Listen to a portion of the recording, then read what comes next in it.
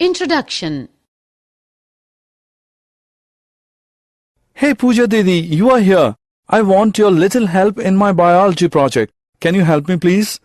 Yeah, sure, Raman. But before that, let me sow these seeds in the soil.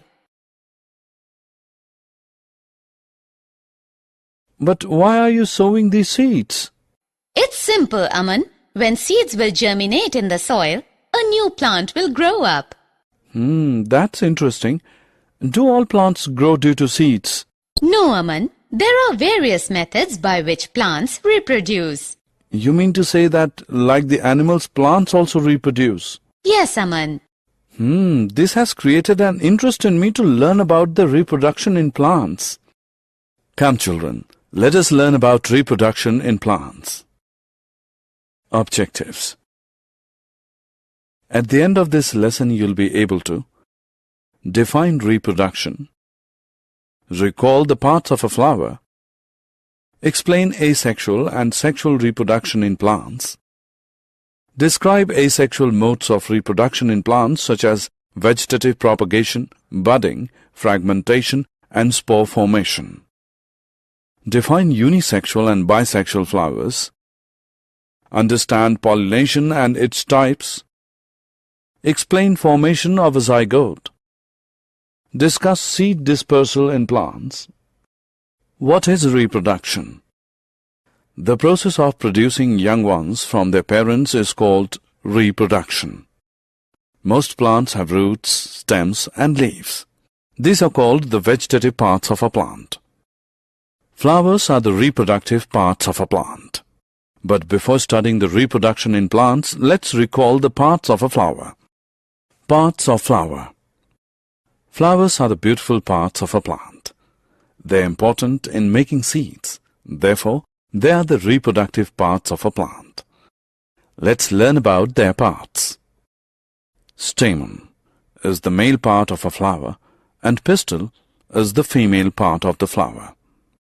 The stamen has two parts, anther and filament. The anther is generally yellow in color and carries the pollen. It is held up by a thread-like part called the filament. The pistil has three parts, stigma, style, and ovary. The stigma is the sticky surface on the top of the pistil. It traps and holds the pollen. The style is the tube-like structure that holds up the stigma, and the ovary contains the ovules. Other important parts of the flower are the petals and sepals. Petal is the colored part of a flower. The sepals are the green petal-like parts at the base of the flower. Receptacle is the part of a flower stalk where the parts of the flower are attached. Self-assessment. Drag and drop the correct labels into their respective places. Types of reproduction. Reproduction in plants can be achieved through two ways, namely asexual reproduction and sexual reproduction. In asexual reproduction, only single parent is involved, whereas in sexual reproduction, both the parents are involved.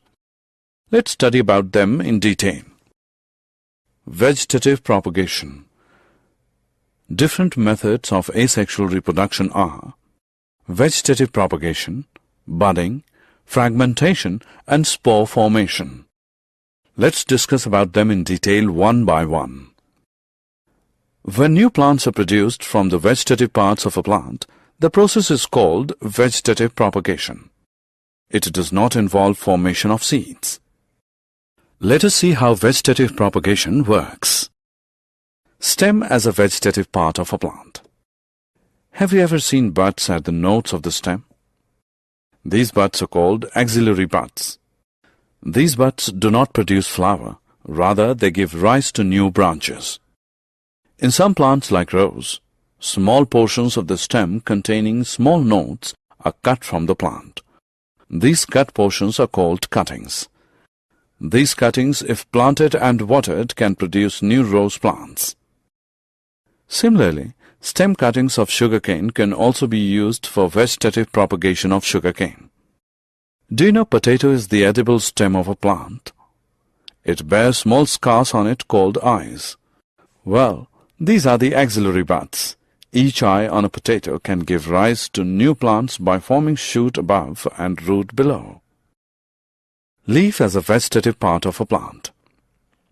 In plants like Bryophyllum, leaf is the vegetative structure that helps in vegetative propagation of a plant. Many small buds arising at the margins of the leaves under suitable conditions form new plants. Budding. Children, have you heard about yeast? It is a single-celled organism which can be seen only under microscope. Let us see how they grow and multiply. Take a pinch of yeast powder and place it in a beaker with some water. Add some sugar and swirl to dissolve it. After an hour or so, put a drop of this liquid on a watch glass and observe under a microscope. You will observe new yeast cells formed. The small bulb-like projection you see coming out of the yeast cell is called a bud. These buds grow, mature, and form new yeast cells. Fragmentation. Have you ever noticed green-colored patches in a pond? These are algae. Algae reproduce asexually by fragmentation. Mature algae breaks up into smaller fragments, and these fragments grow into individuals. Fragmentation is the process of breaking of a mature organism into two or more fragments.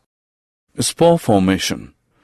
What happens if we keep a piece of bread in warm conditions for a few days?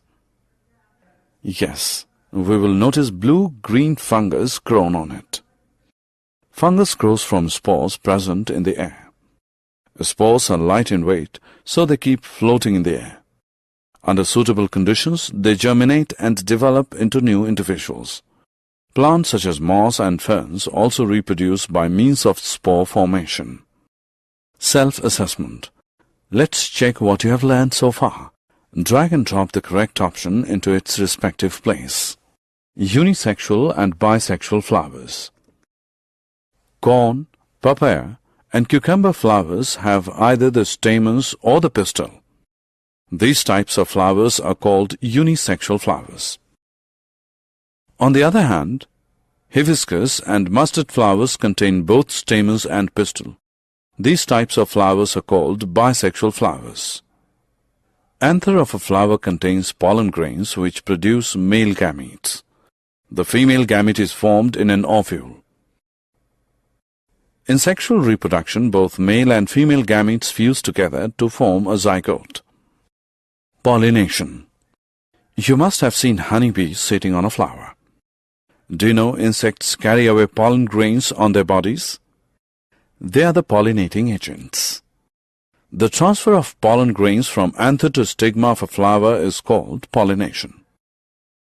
The transfer of pollen grains from the anther to the stigma of the same flower or the stigma of another flower on the same plant is called self-pollination. Whereas the transfer of pollen grains from the anther of one flower to the stigma of another flower of the same type is known as cross-pollination. Fertilization. When male and female gametes are fused together, a new cell is produced which is called a zygote. This process is called fertilization. After fertilization, ovary changes into fruit and the ovules develop into seeds. The seed contains an embryo enclosed in a protective seed coat. Fruit may be either fleshy or hard. Seed dispersal. We know that plants cannot move from one place to another. Have you ever thought how same kinds of plants are grown at different places? This happens because seeds are dispersed to different places. Some get blown off with the wind to far-off places. Some seeds are carried away by water, while some get dispersed by insects or animals. When the seeds reach the soil, they germinate into a new plant. In fact, some seeds are also dispersed when the fruit bursts with sudden jerks. Seed dispersal is very important because it prevents competition between the plant and its own seedlings for sunlight, water, and minerals. It also enables the plants to explore their new habitats. Summary. Let us summarize what we have learned.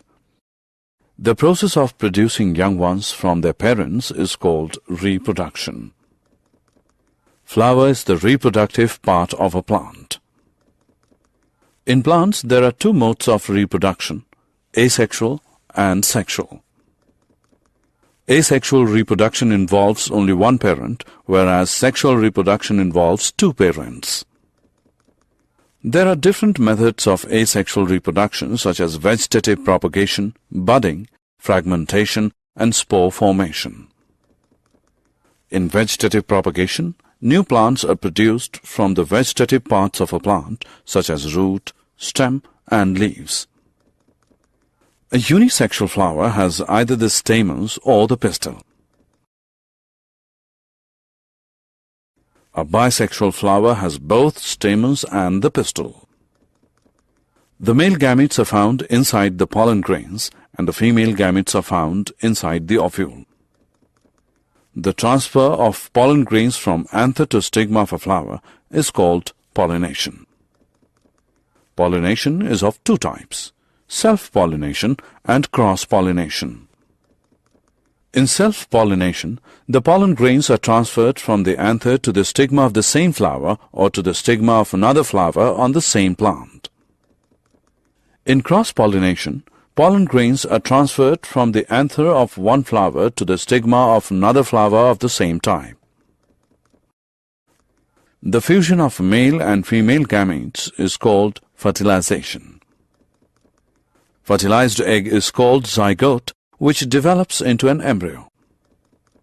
After fertilization, ovary changes into fruit and ovules develop into seeds.